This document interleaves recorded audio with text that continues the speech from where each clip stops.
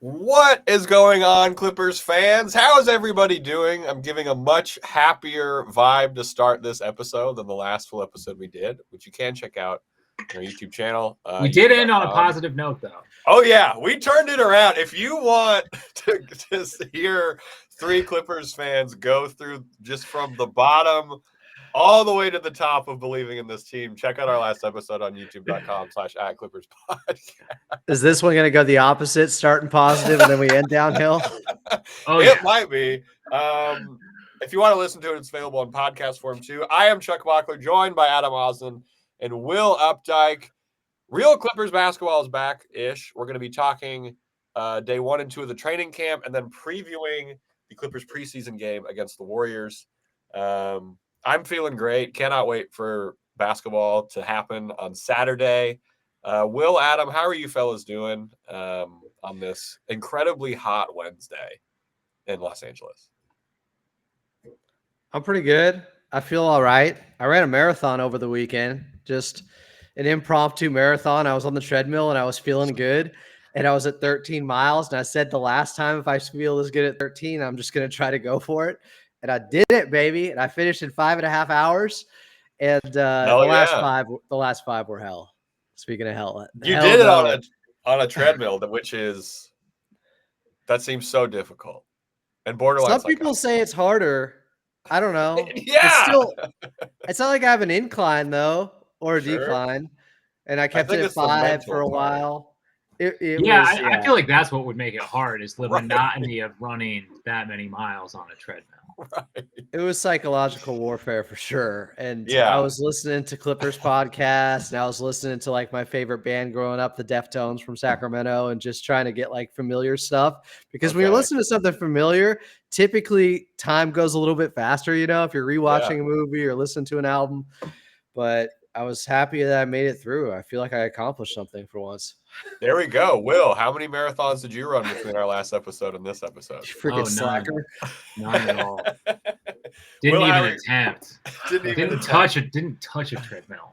Man, that long on a treadmill. Whew, that's incredible. Drank 26.2 beers. Legit. If they're Keystone Lights, legit. Yeah. Training camp has started. We also haven't been together since the Terrence Mann extension happened, which is great. All got to feel pretty good about that. Where do we want to start? Or media day. Yeah, that's true. An uneventful media day, which I think we can all be happy about. You know how uneventful? Well, I don't know. The Kawhi stuff didn't make me feel much better, but yeah, but I guess did it make you feel worse?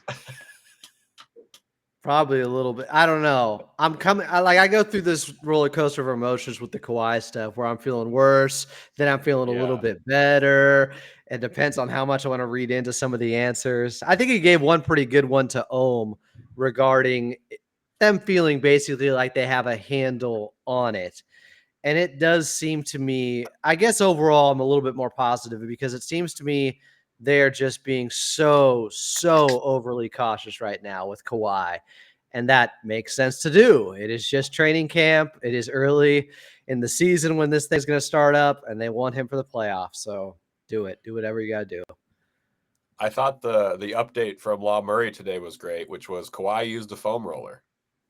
That's got to feel good, right? Can't feel better than him not using one, right? Yeah, the video of him hanging out and smiling with Coach Lue yesterday at training camp, I'll take it.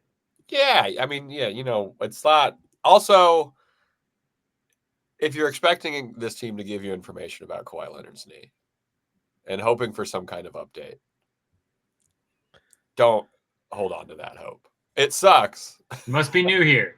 I'm not saying it doesn't feel unfair, but it's going to be, Law Murray referred to him as kind of week to week. He was like, I kind of think of him as week to week versus day to day, which I think makes sense. It's the beginning of training camp.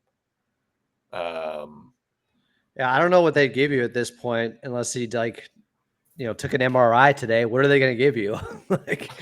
He's not practicing. He's not doing drills. He's doing strengthening. We get foam roller, and we like it, I guess, or have to. One interesting thing, there's been a bunch of talk about the starting five. during this offseason, especially with the training camp. Derek, it made it seem like the only 2 guaranteed spots right now are James Harden and Ivica Zubac, was kind of the vibes, because Kawhi Leonard, availability-wise, I'm talking right now, you know what I mean, for opening night. But there was an interesting thing. Ty Lue called Derrick Jones Jr.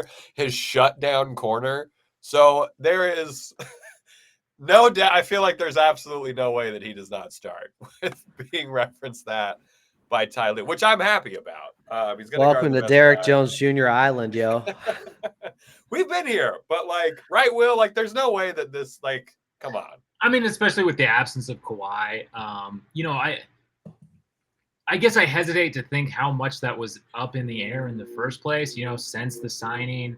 Totally. Especially like, he's a reasonable price, but they got him on a bit of a playoff premium. They paid a little extra. I don't know why you would do that and then not intend to have him in the starting lineup, or, I mean, at least pretty near carved into the starting lineup, barring something like kind of terrible happening in training camp or something. Or someone being so good in training camp that it's like, what the hell is this? But I mean, that would be terrible for him too. Yeah, true. I just don't know who's going to be better than him at the 3 who's going to start for this Clippers team, right? Like, do you think they move him down to the 4? I know that we're about to talk about this in a second, but that's fine. I don't think he's big enough. I think he can play it in spurts. I just don't know if he could start there, but maybe. It's Coach Lue. He will try things. He will guard force, yeah. Yeah. But he cannot. Not for a whole game. He can't play 4 for the whole game. I mean, it depends on the team too, it all depends. What's the matchup? Yeah, that's true. I remember Law tweeted out like the average size of power forwards after the Derrick Jones Jr. signing. And like Kawhi is like at the average height and I think a little bit heavier. Everyone else is just below it, below both things. So it just from that, I mean, he will guard 4s, but offensively, I think that would maybe be difficult. I did like what he was saying about malice under the rim. That was a plus. We're going to see a bunch of lobs from Harden to DJJ this year, which I think is going to be great. I love what he said, DJJ at Media Day, like, you can't outthrow me or overthrow me. I'm going to come down with it.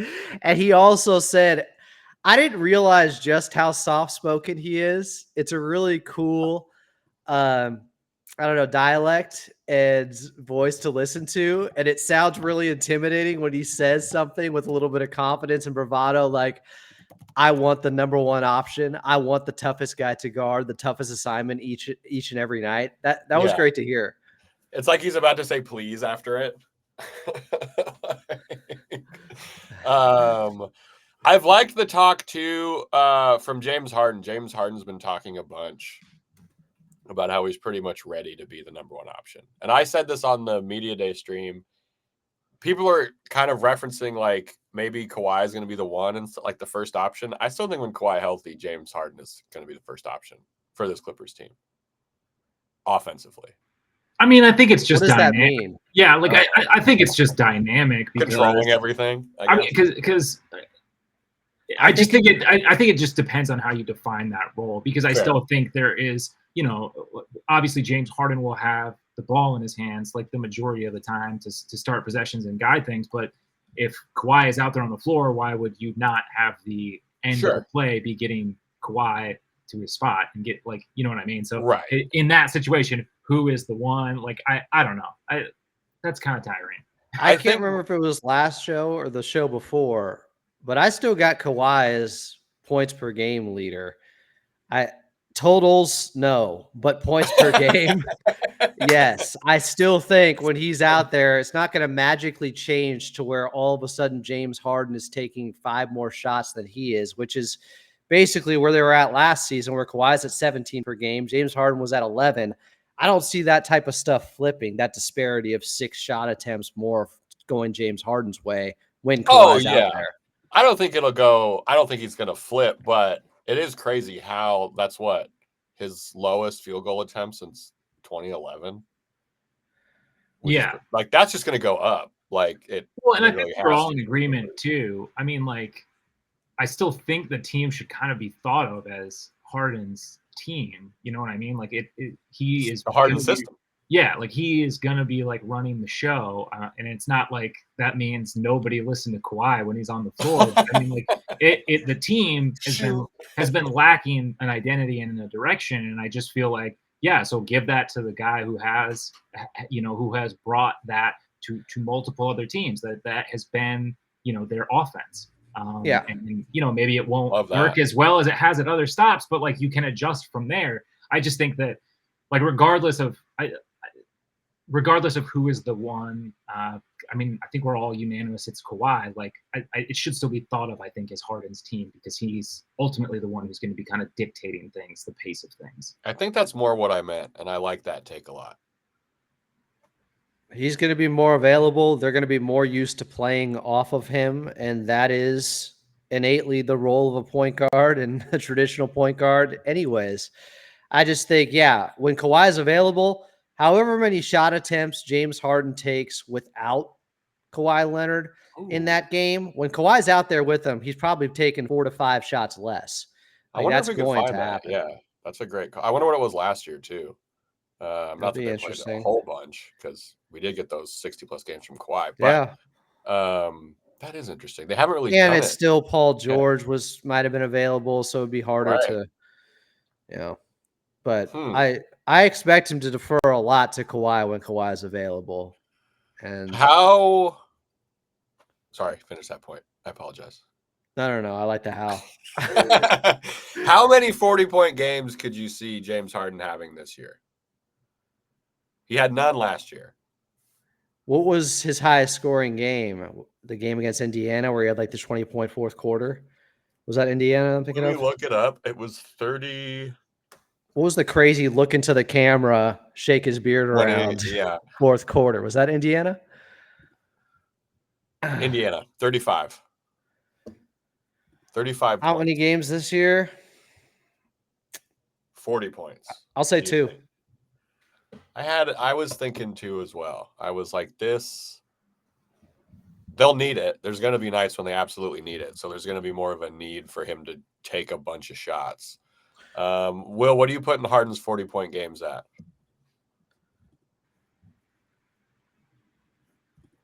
4. 4? Damn. That would be sick. I think we're going to need it. We absolutely will need it. I will not. Are we going to get it? Are we going to get it? Yeah. How many? So there's been a bunch of talk too in training camp. Zubac's being ready to go offensively. We've heard other people talk about it. Zoo said he feels like he can score on anyone in the post. I was wondering, is this like the spiciest for Zubac's offseason we've gotten from him in terms of like feeling ready to kind of step in again to another role of getting better, and this time it comes in dominating the post. We saw those hook shot stats that were going around Twitter. I'm loving this training camp and all these snippets from Zubac. Yeah, and he's never lacked confidence. It's something I've always liked about him. So when he's talking about being featured more, playing international ball for Croatia and being more of a focal point, that's real. He's ready. He is not someone that I think needs to make some huge adjustment to all of a sudden taking, 12 to 13 shots per game, hopefully somewhere in there. I don't think it's going to be foreign to him. I don't think it's going to be much of an issue. Now, minutes-wise could be interesting because we really don't know, and I don't think we've ever gotten real clarity on Zubac's conditioning and if that has ever been part of the reason why he hasn't played more heavier minutes, because he does labor at times. At least he looks like that when he's playing more. Maybe that efficiency could obviously drop later in games if he's playing 35 plus, but I just want to see him get the opportunity to fail in that area. Like, prove it. Give it. How about a 10-game sample size of Ivica Zubac playing 35 minutes a night? How about that? We haven't had a name change in a while. That's a really good one. It's a good start. We're back. Basketball's back, dude. Off season's over, man. If you're not watching us on youtube.com/AdClippersPodcast, Adam's name is Ivica Zusoft now because of his disparaging remarks on his conditioning. I didn't say that. I know. Could you? Do you think you could out marathon if it's a Zubac in a treadmill run at him? Ooh, I mean, That's actually a really good I don't question. want to I act think like he I'm. If you're pushing it, You have to train for a marathon, even I think if you're a professional athlete. So maybe I would think it would be so hard if you're 7 feet tall. Like, and gigantic. it has to be harder, right? Who's the heaviest person ever finished the NYC marathon? Because Zoo's a big guy. Like, yeah. And we're talking about no walking. We're talking about winning. Yeah, no walking. I would assume no walking. Yeah. No one's taking a nap. I just mean like some of these guys they end up finishing in 10 hours or whatever it is because they're walking the last 10 miles. Well, in this scenario, you guys are doing it in 2 treadmills facing each other in a very small room. All you see when you look up. Dueling treadmills. Chest, I guess. Yeah, dueling treadmills. They'd be set at eye level, so it would be crazy. There's been some Norm starting talk. He talked about how he wants to prove he's going to be a starter. This has been going around on Twitter. I think I saw this from the Lob the Jam the Pod. Haggle, no haggle. If Kawhi isn't ready to start on opening night, Norm will be in there to help with the offensive production. I mean, again, that seems mighty small. Like I just asked you guys how you felt about DJJ shifting down to the 4. It just seems mighty small. I wouldn't rule it out as a possibility, obviously. I mean, but you're going no haggle right now. Or no, you would haggle. Sorry. I would. I mean, it's tough because I'm not saying we're not going to see it, but I would. Fundamentally, I would haggle with it. Yeah. Right. You'd have nightmare haggles, is what you would be having. Yeah. I'd go no haggle. It's something that I've been talking about a little bit. There's no great answer unless Kevin Porter Jr. doesn't get suspended and turns into more of a two-way player all of a sudden and can kind of bridge the gap of the best of both worlds with having a guy who can play offense and defense so you don't have to just lean one way or the other when Kawhi is out. And he's able to do it at the start of the season. Yeah. After one training camp, he's going to be a completely different player and transform everything. So with how unlikely that is, I think you have to make a decision on which way you want to go. And as much as I think this team should lean into defense, there is a real argument to be made that if Kawhi is not available and you think you're going to go out there with James Harden, Terrence Mann, Derrick Jones Jr., Nico Batum, and Ivica Zubac, where is the shot creation? There's so much on the plate of James Harden to get everybody open looks then and to get Big Zoo going. That's a really difficult way to start a game. So I understand the point of saying, well, you can't have that backcourt with Norman Powell and James Harden. It's valid.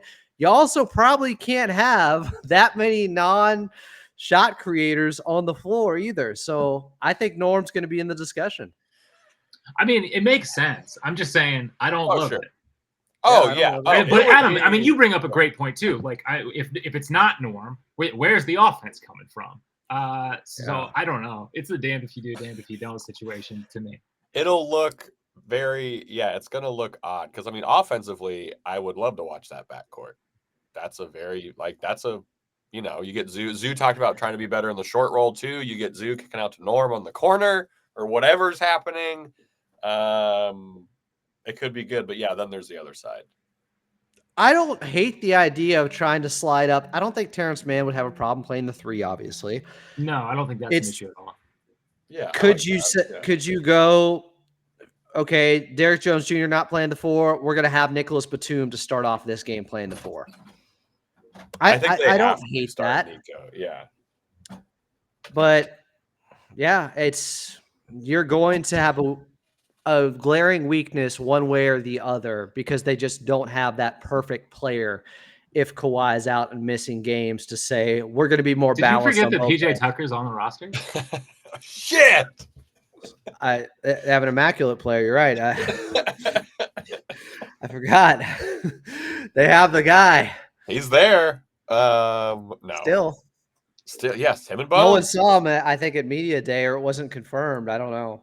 Bones also maybe not at Media Day? Bones was there. He? Oh, he was there? Okay, That's cool. Confirmed, yeah. There just wasn't a bunch of quotes or anything. Yeah, I mean, PJ, yeah. I wish I could have gotten his insights on what he thinks this season's going to be like. We're going to take a quick break and then talk about Ty Lue embracing the youth, because that's been a big thing that people have wanted. One note for those listening, please stop asking us when the NBA has to tell the Clippers they're suspending or not suspending Kevin Porter Jr. Yeah, We have how many absolutely games no is it idea. going to be? Don't you guys know how many games it's going to be? I have What? no idea. 16, and it's going to start Oh. on April 1st. As a bit. Yeah, we don't know. We'll figure it out. Let us know what you think in the comments too, and on Twitter over at twitter.com/@ClippersPod about what your opening night starting five is going to look like. If you have PJ Tucker in it, good for you. Big brain move. Big brain move. Oh, it'd just be carryover from the last game last season, right? Yeah. Hey, he was putting them up. Pick up where you left off. He was putting them up in the second half. All right, coming up, we're talking Ty embracing the youth. Jeff Van Gundy being a certified lunatic in a good way. And then I'm contractually obligated to talk about the backup 5 spot at least once per episode. If you're listening on audio, we're doing a quick audio break. If you're watching, we're still going to be here. Ads coming up, and then a bunch of youth talking. 3, 2, 1. Hey, welcome back into Clips and Dip. We just talked about Media Day and the eventful or uneventful or, pretty predictable sort of outcome there. But if you followed the Clippers through the offseason and where things kind of sadly ended last season, there's 2 major changes. They're leaning in a little bit more to a defensive identity, or so we've been told. And also they were getting younger. So Charles put in the rundown that we're going to talk about this. Charles, what's going on here? What a segue. Whoa. That was elite. Lobbing them up. I'm just smacking them out of the park. Exactly what you said. CP3 threw it to you. You going to throw it down, DJ? Yeah. Ty Lue said, I see Brandon Knight out there. Our young guys are going to have to step up. They're going to have to play now. Those guys are ready to take the next step. He also Which ones, though? Specifically. The young ones. He mentioned Kobe Brown, Jordan Miller, and Kai Jones as the 3 who they have worked. The sickos are salivating. Oh, dude. People are telling us that we need to sign Kai Jones to a multi-year contract already, which, hey, there's a 2-way open, right? Sure. It's Trenton Flowers on a 2-way, and it's Jordan Miller on a 2-way right now, correct? Yes, Jordan Miller is a 2-way. And Trenton Flowers is the other one? Yeah, and he's hurt. He still has the wrist issue. Yeah. He had surgery. Yeah. And so he mentioned those 3 guys, Kobe Brown, Jordan Miller, Kai Jones. The 10 who practiced with Ty today include everyone you would expect, but Amir Coffey was there instead of Jordan Miller in that spot, which is interesting. So I wonder when Jordan Miller is going to be. Again, it is day 2. So I bet we'll see Jordan Miller probably in it very soon, but I hope he gets those reps because, I don't know, he seems awesome. I'm excited. I hope Jordan Miller can take a jump this season and play with the ones. The top team not starting. He needs to look to me. If you have a guy who is dominating in the G League, dominating in the Summer League, then see what he can do at the NBA level at some point. I'm not expecting him to dominate right away. Can he be serviceable?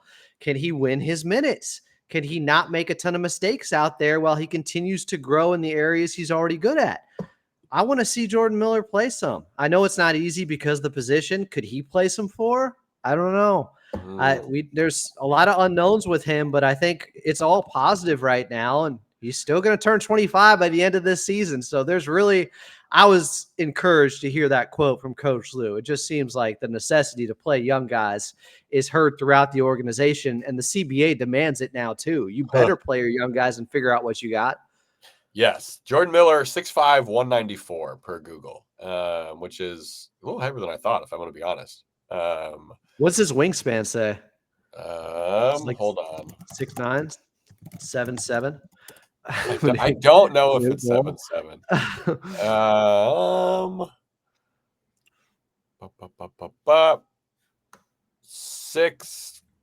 7 foot wingspan. That's what you're looking for. Yeah, that's I like that's perfect. I like the win your minutes thing. I think that's totally true too. Yeah. He was Again, noticeably day 2. good at getting. Sorry, was that? I said again, day 2 of training camp. So I think we'll see it. But what were you talking about getting to the rim? Getting to the rim with that little Euro step, and people were saying shades of SGA. Okay, let's not do that. But his aggressiveness with getting rebounds, which is also a point of emphasis by all the talking points with the Clippers to the media right now, and how they have to be better in that area and they have to do it collectively. He was a beast with getting offensive rebounds. Granted, it was summer league, but he was playing against some other young, good pro prospect type players out there. And I don't know, he had a nose for getting to boards and getting to the rim. I loved seeing that.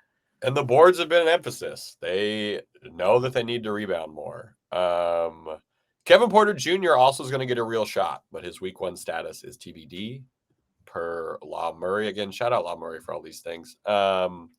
Will, what young guy are you most excited to see? And who do you think has the best chance of making the most of their minutes? Man, just given sort of the gaps that we have, I would really love for it to be Kobe Brown. I don't think that that's a reality, but it would be really nice if he could be a serviceable rotation guy at that 4 position. Do I think that's going to happen? No. Do I think the most likely guy to pop? I mean, it's probably Jordan Miller. No real surprise there. He's just been able to be the most consistent with it.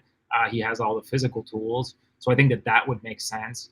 Kevin Porter Jr., it's a little bit hard to gauge, right? Because he's a known quantity for what he has been in the league thus far. So I don't really – the thing that would have to be surprising would be for him to have to, fundamentally change sort of the way that he works as a player, which, as Adam was talking about, I mean, it's not impossible, but if he was able to completely sort of like alter his role, become more of a two-way guy, still be a facilitator, but be able to play off ball a little bit. I like that would surprise me. I gotta despite say, him being like the most known quantity of the young guys. Yeah. The more tape I watch on him and the more I have dug into the numbers since Coach Lue made that statement last week about how if we're going to have success this season, he's going to have to make a big impact, which did raise some eyebrows. We talked about what can he do defensively and joked, what is there like a defensive mixtape on Kevin Porter Jr.? Well, there is apparently, and it's kind of impressive. And I pulled one from the 21-22 season, and he is a long-rangey defender when he wants to that is pickpockets of Steph Curry in embarrassing fashion of him just trying to bring the ball up the court. And it's kind of crazy. You're like, wow, that you rarely see stuff like that outside of, I'm not saying he's an elite defender, but guys like Kawhi once in a while will just embarrass an NBA player to the degree you don't normally see. Like what he did against Ben McLemore in back-to-back possessions for the Spurs, I think in 2016 or 2017. Yeah. Stuff like that is rare that at the NBA level. Kevin Porter Jr. was making some plays. I think it is more between the ears. Are you willing to commit to playing defense and playing that hard all the time? But then I looked up something else, and you mentioned off ball.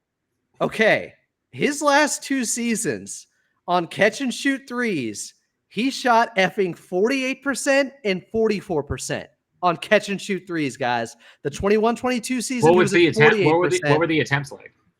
I didn't find the number of that, but it has to be something respectable because he was playing heavy minutes. Like, it's not true. Nothing. That's 48% is big time. Like, that's real. So I don't know. Maybe I was much harsher on his ability to play winning basketball and what he can really do because he's 24 now. And we saw him play for a very bad team and put up what you could say was empty calorie numbers. But the problem is everybody was so bad on that team. How do you separate all those variables and say, well, he's not being meaningful with his production? Maybe he was just on a really bad team and he hasn't had a chance to try to do what he does best on a team that has playoff aspirations now. I don't know. It will be interesting if he can make that change. Because the it sounds like it would be kind of maybe younger Norm if he doesn't make those changes, right? Which would be starting again, the defensive stuff starting would be a little tough. But if that change can happen, thanks to the likes of Jeff Van Gundy, that is definitely something that I'm sure Ty Lue's thinking about. I think unlike Norm, if Kevin Porter Jr. is told your assignment tonight is to do this to help us win, if he actually applies himself and takes to coaching well at this point in his career, I think he has all the ability to really show off on the defensive end at times. I do.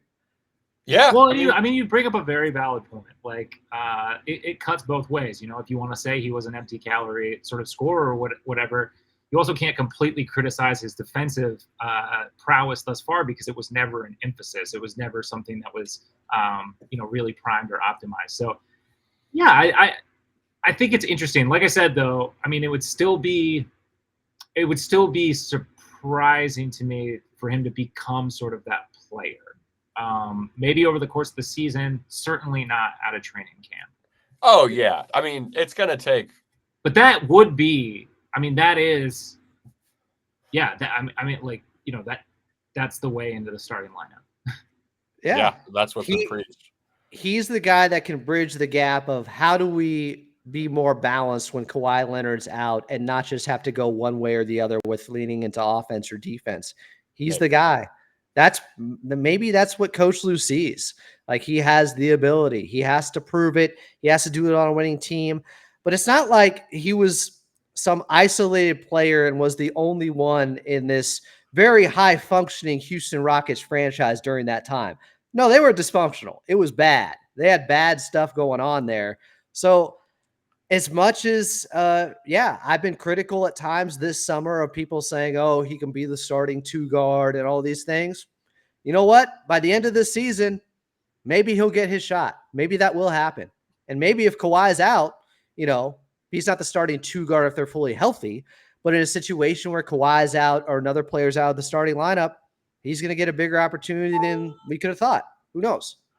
Yeah. At the end of the season, possibly. That is coming up. Starter by the end of the season. Maybe early on, he is getting 15 minutes here and there, and then it just keeps building. I don't know. Yes, there are. First of all, he has to not get suspended. Right. There's we're putting some hypothetical carts in front of one large horse, which is the unknown horse, the spookiest horses. People have brought up how Miles Bridges got a 10-game suspension, and they're like, well, is it going to be 10 games at most then with Kevin Porter Jr.? I don't know. I don't think there's a cap on this thing with the NBA, right? I don't think there's a set. I don't think so. Yeah. But let's get into how they should legislate it. I'm just kidding. Let's talk the defensive side of the ball. Jeff Van Gundy has already watched all 82 games from last year per Ty Lue. Skipped the playoff ones. Interesting, Jeff. Maybe put a little more film study in. What did you want him to take away from those games? No, it was the PJ man, obviously. How did we use him effectively to get all those shots up in the second half?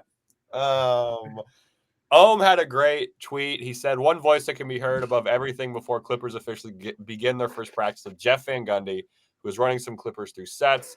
Ty Lue says Jeff Van Gundy will be a vocal leader on this team as far as talking on defense during games. Excited for this. Love lunatic Jeff Van Gundy being able to be a psycho defensive assistant coach. It's going to be awesome to watch when they figure it out. And going back to KPJ and young players, maybe he is the one to get something out of them. I do think it's of note. I forgot to mention this. What is that not what he's there to do? To try to get guys to play defense? I agree. What's your last KPJ point?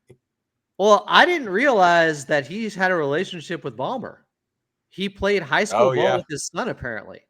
That kind of changes the equation a little bit. And how I thought, oh, this is why they could sign him. Okay.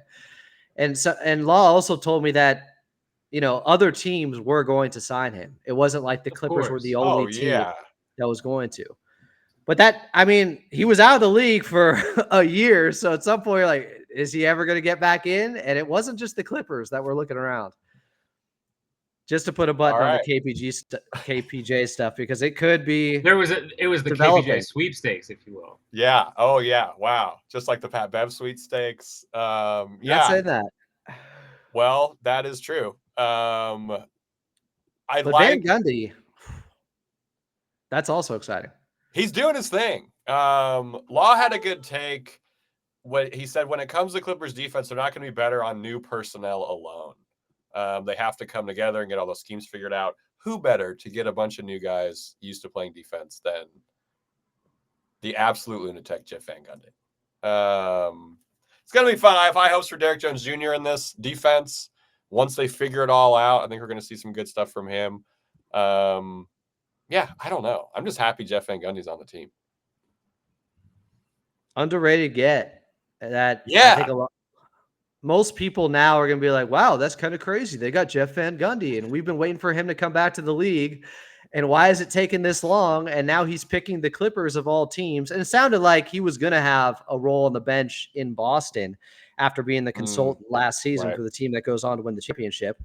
But there's no salary cap when it comes to paying coaches. I'm sure he was taken care of, and he's got a relationship with Coach Lue and his Team USA knowledge over the years, where it's not like he's only been a broadcaster. He has been a voice in the room there and a coach there to some degree.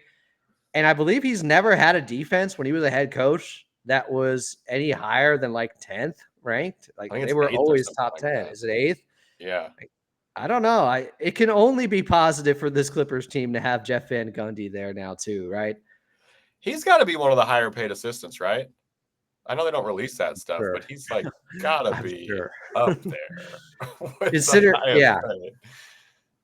Yeah, I would guess so. It's also, I mean, if you're in his position, I mean, it's a pretty exciting opportunity. Like I would think it would be like revitalizing for you to be on this team that's, you know, a little bit less defined as where the Celtics are right now.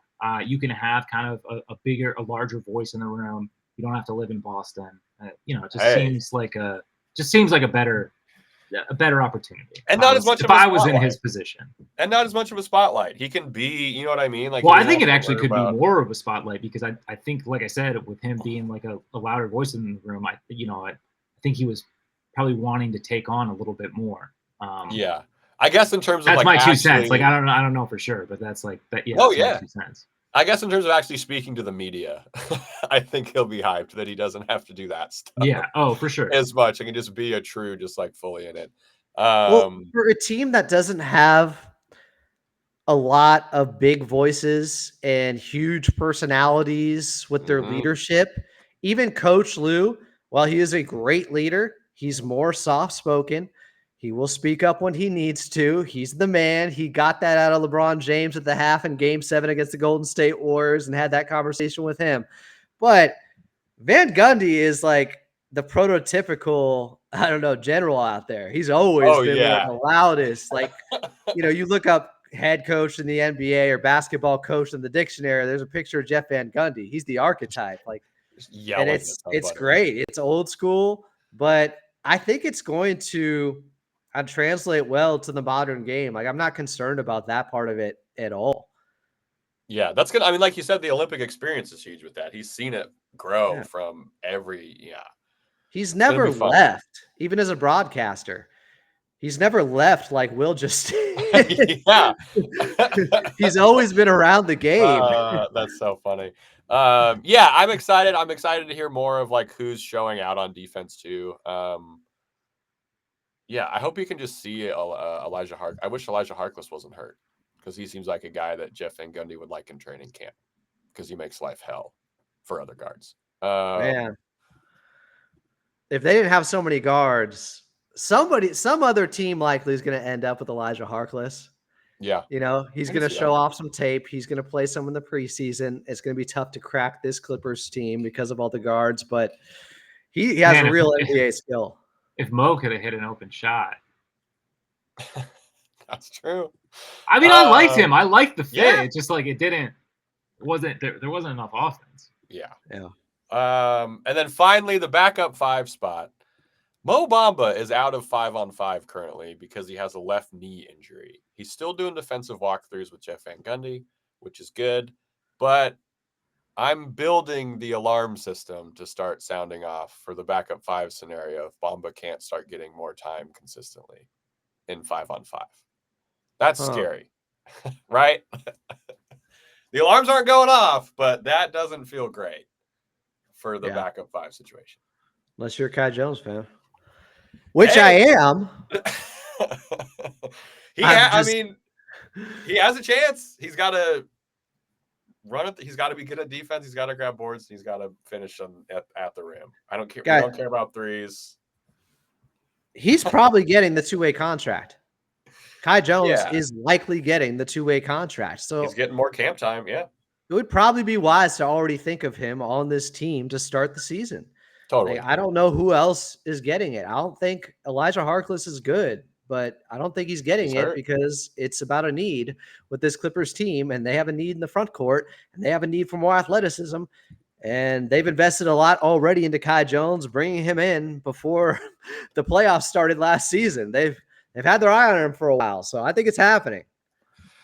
Yeah, I hope he has a good camp. I hope he can do what he should be doing for this Clippers team, which is playing backup 5, not playing the 4, playing backup 5. That's what Kai Jones is going to do.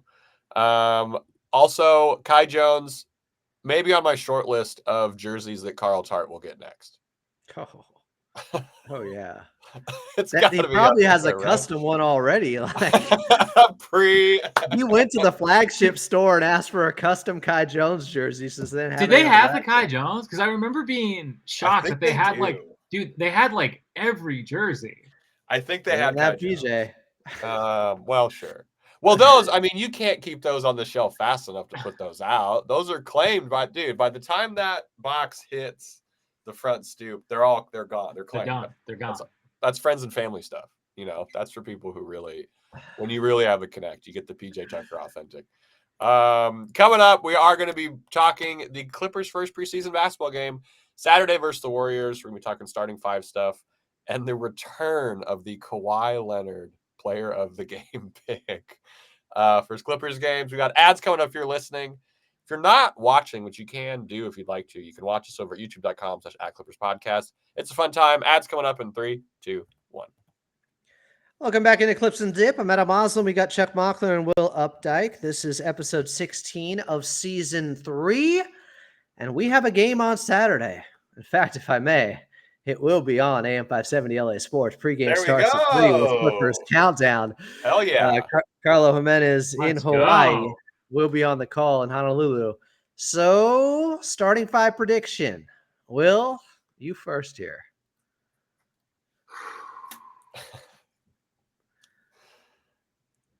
I guess I'm going to go, even though I kind of poo-pooed it earlier. I just think because of PJ continuity. I mean, if they were smart, that's the way they'd go. I thought you said it was going to be our year, Will. It's got to start with PJ. I guess I'm thinking Harden, Norm, Terrence, DJ, Jesu. In the preseason? I mean, everyone's going to get some run, right? I don't know. How do these things usually go? I don't know, man. That's what I'm trying to figure out. I thought in the Honolulu game, everybody they at least started and they only play a couple of minutes. I'm trying to think last season if Kawhi played. I feel like I know he played in Seattle the year before, and that was first year back from ACL for a couple minutes. Whew. I should have looked this up. I thought that they normally played a couple of minutes. All right. Well, disregard. They might. I don't know anything. I can't remember. Is it like the NFL? Because I for some reason, I just thought at the Honolulu games, for some reason, you usually saw everybody. Or was that just during the give them a treat? Yeah, because they're there for that reason. Steph's going to play. The stars are going to play a little bit. Yeah. Give the fans a little fan service. At least I'm going to say most of the starters. Let's say Mo. I think Harden's going to play. I'll say I got Harden. I got Zubac. I'll say I'm going to say Kobe Terrence. Brown. Yeah, I'm gonna throw in a couple guys that I don't think are gonna be the starter in game 1 of the regular season. So I'm gonna throw in Kobe Brown. I'll throw in Terrence since he just got paid. And lastly, yeah, DJJ for a dunk early on. That's what I'm going with. Yeah, Kawhi's not playing. I second that. I mean, that makes a lot of sense. The hell's wrong with Chuck Screen? I don't know. He's frozen. Dude tried to investigate the He was- preseason games. He was and got blown. shut He was down. blown away by these roster picks. Chuck, are you out there in the void somewhere? He's having a it's such a pensive look. We'll bring him back in. So was last year the first year of the return of the Hawaii games in a while? Because they always did it, and then they stopped doing it, and then was last year the return? I think it was the first year since the first year of 2-1-3. So the first year since 2019, I believe, I want to say, where I had serious FOMO going on because they were in Hawaii and I wasn't there, just like I'm not this time either. So yeah, there was a little bit of a hiatus there. They're back playing at the same place. And because it's the Golden State Warriors with Steph Curry, they're going to try to show off some of the star power there and give the fans a treat. Who have, I guess it's just been the crowd. It's been a long wait, you know? Yeah, and they show up in a big way for these games. So you're going with, give me your starting 5 here again, Will. It would be the same you have for game 1, right? If there's no Kawhi. Tentative on that. Okay. I was thinking though, just because of the familiarity, I kind of like the idea of Harden, Norm, Terrence, DJJ, Ivica Zubac. You know, and I'm not saying that obviously that's not going to finish the game, but you know, why not kind of start things on give them a show, a fireworks show. There we go. Sorry about that. I don't know what happened. Chuck, what's your starting lineup? I'll probably say one that you guys just talked about in great detail that I am going to copy, but I actually think it's going to be Will. You went Norm, Harden, Man. DJJ, Zoo. It's hard to not want Ty. It's hard to think that Ty Lue doesn't want to see that a little bit, given what we might have to do this season. So I think it might be that. Adam, could you see KPJ in a starting spot? I think only if a guy if Norm's not playing in the game. Yeah. If Terrence Mann is not playing in the game, you know, if some guys are just getting rest for whatever reason, and guys are going to get dinged up in training camp, it happens all the time. But if everybody is available, you're probably right. That's what they're going with. They're going to try that out with Norman Powell and see how much defense is still going to be played out there while they have enough offense. Yeah, and it is against a team that does have, you know, a heliocentric guard that they have to deal with. So it will be interesting to see how much, because the coaches talk about this stuff beforehand too, right? Like Doc used to talk about that, how they'd be like, we're running this. I want to see how this works, like that kind of stuff. So it's like it's not like a game of secrets like the regular season. Yeah. So there'll be some highly situational stuff too. Maybe not so much in the first game, but in the second. It's a high level scrimmage. That's all it is. Yeah. But there are things to take away from it. And yeah, if Norman Powell's available, it might be his time. It might be their year, and it might be Norman Powell's time because it is our year for this for so long. Might what? So Adam, what we got? What do you want to see? Give us what do you want to see from this game more? I want to see a commitment to defense for 48 minutes. No matter who is out there. It doesn't mean it's in the preseason? Yes. Slapping the floor. Identity starts now. It builds from preseason and training camp if you want to be serious about it. And I feel like they have actually done that at times the last few preseasons. And then eventually, 20 games in, it goes by the wayside. But they hold on to the principles and the philosophies they learn in training camp and the coaching they get. And then it just slowly deteriorates sometimes. But I don't care who's out there. I don't care what the final score is. I just want to see good effort, good process, but mostly just effort because I know some guys are just not very good defenders. But I think we'll find out at least if there's just an emphasis in this area to show yourself well on that end, because guys are, if it's a real competition, and even though we think, yeah, Derrick Jones Jr. is definitely going to be in there and Terrence Mann is the inside track, if it's a real competition and they have dangled the carrot well enough, guys are going to be believing that there's a job to be won, and you could see a real good effort. Do you know we haven't really talked about yet this episode? And where we're probably going to see what I assume some defensive intensity in this preseason in the backcourt. Got Chris Dunn. We haven't talked about him very much this episode, but he's going to be fun to watch in the preseason because he's going to want the spot, right? He's going to be the defensive intensity. I think is maybe going to start from him in the preseason, if that makes sense. Not that they won't be trying to play it, but you know what I mean? Like, he's going to bring that annoyingness that the Clippers need. And it was just last preseason in Hawaii. I think that's where they played Utah. And Chris Dunn lit them up. Chris Dunn. Oh, yeah. Like other guys were at this level, and he was taking it much more seriously. And yeah, he was getting buckets out there. So maybe we'll see some offense from him too. Will, what do you want to see from game one? If you're able to watch it, depending where you are. Secret for the viewers and the listeners. Very secret location. Kawhi. No, dude, people would lose it. People would be so mad. I think people would be furious if Kawhi played. 20 minutes of Kawhi. I want to see what we've been talking about all off season is like, can they make Zoo a bigger fulcrum of the offense? Can they keep him involved for the full 48 minutes, or his actual minutes on the floor? Full 48, dude. I mean, preseason. He's good for it, unless you're Adam and you think he has sus conditioning. I agree with most of that point. What are you and Harden running the show? Like, there's no debate. He doesn't have to dance. He doesn't have to dance around any egos or other sort of like conflicting interests in the locker room. Like with Kawhi out, it is him. He's running the show, and I'm excited to see that too. Like what things can look like when he's driving.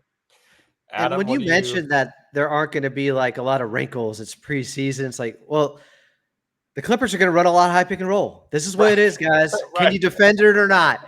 It starts in the preseason. It ends hopefully in the playoffs or in the NBA Finals. This is who they are. They do have an identity on offense because you have James Harden. How you're going to play. Yeah. That is, something that, I don't know, should give you a little bit more reassurance with where they could be offensively to start off the season. Yeah. What were you saying, Chuck? I can't remember. I'm just excited for Clippers basketball, and I want to play good defense. What are you most excited for, Adam? There's what you want to see is what are you most excited for? And the Zoo point was a good one. I'm gonna go with Kai Jones or KPJ being able to play. If I get to see either of them in the preseason in game one, that's exciting to me because they could end up being ceiling raisers for this team. So if one of them pops or if Jordan Miller pops. I was going to say Jordan Miller is exciting. Yeah. Jordan Miller is definitely exciting. One of the young guys, and going with the theme from earlier in the show, stepping up and getting 15 in game one. That's what I want to see. Oh, hell yeah. Hell yeah. I love that. I think I'm most excited for, I think we'll see it, the first Harden to Derrick Jones Jr. lob, just to get real hyper-specific with it. I'm excited to see how that looks. That's probably what I'm most excited for. Will, you're most excited for game one? I'm with Adam. I think the young guys and seeing who kind of pops early is really exciting. There we go. Since it's just preseason, talking wrinkles, Zoo 3? Law asked him about it, and Zoo was like, he's like, what do you want me to say, dude? He said more threes. He goes, fine, I'm shooting threes or something like that. Okay, and finally the return. Longtime listeners, I'm sure, have missed this in this offseason. the return of the honorable mention Kawhi Leonard player of the game, which we might have to rename to the James Harden player of the game, given how this season's going to go. Because if James Harden's playing and the Clippers are winning, he's probably default player of the game. Will, who is your pick for the James Harden, Kawhi Leonard player of the game for preseason game 1? It's a little interesting because, we don't fully know. I'm assuming everyone is going to get a little bit of run. Yeah. But I'm going to go back to your point earlier, and I'm going to say Chris Dunn. Damn it! I'm really hoping that he does kind of come out the gate, setting the tone. And I guess I don't know if I'm assuming he'll get a little bit more run than some of the other guys, but he's just sort of a less known quantity. So I suppose like from a development within the Clipper system. Yeah, sure. exactly within the Clipper system. So I guess from sort of a development perspective, I would like to see him get a little bit more burn, just to see what's going on there, get to try out some different lineups. Don't run him into the ground, but he's one of the lesser known guys in the lineup. Adam, your pick, because I have to think of one because Will stole mine. Same, man. That's a good call. You picked a guy that plays hard no matter what, preseason game 1 or not. I will go with I'm going to go with Norm Powell. I want to see Norm come out not just gunning with his shot, but gunning for the number 2 spot in the starting lineup. I want to see him try to take it because he really has an opportunity this year, regardless of what we have talked about with how poorly they could be defensively on the perimeter if he and James Harden are there. I think it's possible because you need more offense if Kawhi Leonard's missing games. There's an argument to be made. So, and I just love Norm, and he deserves the opportunity. Like he is one of the grinders and one of the hardest workers. And the way he was treated, not even making top 3 when it came to 6th man of the year and not being invited to be in the 3-point contest when he was, shooting as high of a percentage as anyone, that stuff bothers me. So I appreciate the guys who get overlooked and play with that chip on their shoulder sometimes. And the 6th man of the year thing was because we had someone else on the team who was getting unfair recognition for their 6th man contributions compared to what Norm Powell was doing. We'll leave it at that. Norm is a great pick. EJ. I'm going with a guy, all things considered, with how preseason basketball works. And we've seen this guy play a lot of preseason basketball. Talk about a guy who's maybe fighting for his spot. Amir Coffey. Ooh. That's a good call. Amir Coffey for preseason. The most overlooked player this summer on the Clippers. We've barely talked about him. This is the first time I think we've talked about him in the offseason. Because, again, you talk about a known quantity in the system. Maybe he doesn't get as much burn in this first game. But he's a guy who, again, is fighting for a spot on this team. Oh, yeah. He's got the short arms, which is the issue with the wingspan. But he does. He's been in the system. JVG, I could see JVG liking Amir and being like, I want to see him get some more run. And this is preseason player of the game. So, yeah, I think it's going to be Coffey. It'd be cool. It'd be cool if it was Amir. They would also be pretty rad if Amir came out hot to start the. Yeah. I love that. I could see him like dominating the second half. Like it's Amir and a lot of backups out there, third string guys, and he is just wrecking fools. 2 steals, hits a couple threes, puts up 6, 4, and 3 in the half, which in the preseason, you're making things happen. Did anyone ever get back to us to determine the order of level of play? Oh no, we figured out it was G League was ahead of preseason. Summer League was ahead of preseason, right? Because guys are fighting for spots. I don't feel like that. Well, where did we land on it? I genuinely we tabled it. We said we can't come to a conclusion. Conclusive. I don't know that I can unanimously come to a decision on that one. We'll have to bring this up when we all reconvene after the couple preseason games. But it is an interesting question. Because here. That's what I'm excited for most. Are we going to find out if preseason is tougher than Summer League and G League? Because there's still guys fighting for spots. Yeah, it's even more finite. I don't know. You're closer to the start of the season. You could make a real impact or get a look from a coach with these minutes you're playing right now. My argument was always Kawhi Leonard has played in the preseason. Right. So to me, that makes it an easy. It's the preseason that's more competitive. But Okay. does he play as hard in the preseason? Do guys that have starting spots locked up to their stars play as hard? So no. So maybe I don't know. But still, like you're talking about, let's say 65 to 70% of a top 5, top 10 player. That's Versus still 100% of a summer. Yeah. Yeah. Hey, that's fair. Very good arguments on both sides. Ooh, we haven't brought up Cam Christie at all in this game. I want to see Cam Christie do that's something. a good call, dude. Yeah, Second half honorable Cam. mention. The 3 stars. We're going to do a hockey thing now where we just give our 3 stars for the game. I think there's a good chance that in the second half, maybe they even start, but the guys who just ran things in summer league that got them to the playoffs, we're probably going to see them playing next to one another, including Harkless out there. Is Dante Jones with the team in Honolulu right now? I'm guessing. That's cool. I would think so because there's no G League and stuff going on. Talk about someone who had an awesome offseason was Dante Jones, getting the summer league team to play with that defensiveness. That was really cool to see. Anything else before we send these people on their merry way this Wednesday evening? No, we killed it. Well said. We are going to have a live stream post game on the Clips and Dip YouTube on Saturday night. Going to be hanging out. Maybe Adam will have one of us on the radio. I don't know. Producer stuff, a lot of red tape to figure out. But we will be live over on youtube.com/@ClippersPodcast. We'll be tweeting at ClippersPod2. If you're watching us, thank you. If you'd like to subscribe, that'd be great too. Will, where can these people give their thoughts and tell their friends that they have to listen to us or they're not invited to the upcoming holiday festivities?